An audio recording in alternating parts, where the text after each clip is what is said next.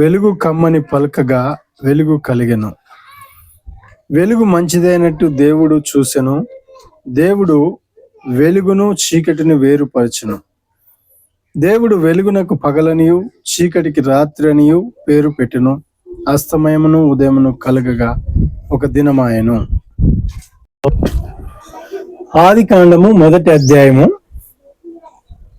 చూసినట్లయితే మనకి మొదటి 2-3 వచనాలని గమనించి చూస్తే దేవుడంట వెలుగు కలుగునుగాక అని పలకగా ఆ ప్రకారం అయిందంట.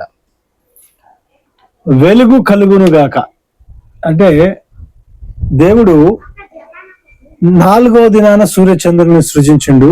కానీ మొదటి దినాన సూర్యచంద్రులు లేవు, అగాధ జలములు ఉన్నాయి, చీకటి కమ్ముకొని ఉంది. ఆ సమయంలో దేవుని ఆత్మ అంట చెప్పినారంట వెలుగు కలుగునుగాక అన్నాడంట. వెలుగు ఎక్కడి నుంచి కలిగింది? సూర్యుడు చంద్రుడు లేడు, ఎలాంటి ఆధారం లేదు, కానీ వెలుగు కలుగునుగాక అని ఆయన మాట్లాడగా వెలుగు కలిగిందంట. మరి మన జీవితాల్లో కూడా మరి దిక్కుతోచని పరిస్థితులలో ఎక్కడి నుండి ఏ ఆధారం దొరుకుతుంది నీ సమస్యల నుంచి గట్టెక్కడానికి అనేటువంటి స్థితిలో నీకు ఏ ఆధారం ఇచ్చేవారు లేనప్పటికీ దేవుడు ఒక మాట పలికితే నీ సమస్యలన్నీ వాటికల్లా అవే పారిపోతాయి. ఇప్పుడు ఆది కాండం 2-3 వచనాలు 4 వచనాలను మనం గమనిస్తే చీకటంతా ఉంది, ఆయన పలుకగా వెలుగు కలుగునుగాక అని పలకగా వెలుగు కలిగింది, చీకటి పారిపోయింది.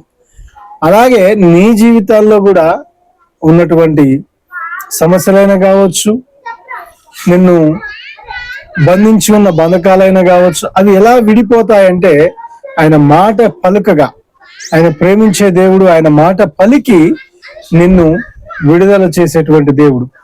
ఆయన మాటలో జీవం ఉంది, ఆయన వచ్చి చేయాల్సిన అవసరం లేదు. ఆయన మాట పలకగా వెలుగు కలిగిందంట. ఆయన 4వ దినానికి వచ్చినప్పటికి ఆది కాండంలో సూర్యుడు కలుగును గాక, చంద్రుడు కలుగును గాక, నక్షత్రాలు కలుగును గాక అని పలికినాడు. ఆయన ఏది కూడా చేత్తో చేసినట్టుగా లేదు. ఆయన మాట పలకగా చూడండి ఎంత గొప్ప సూర్యుడు, ఎంత గొప్ప చంద్రుడు, నక్షత్రాల బరువు మనం కొలవగలుగుతామా? అంతటి నక్షత్రాలు, సూర్యుడు, చంద్రుడు ఇవన్నీ కూడా ఆయన మాట పలికిన వెంటనే జరిగినాయంట. వాటిని ఆయన ప్రత్యేకంగా కూర్చొని చేయాల్సిన అవసరం లేదు.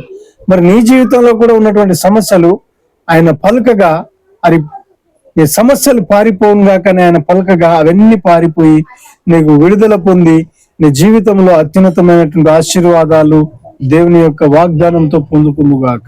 ఆమేన్.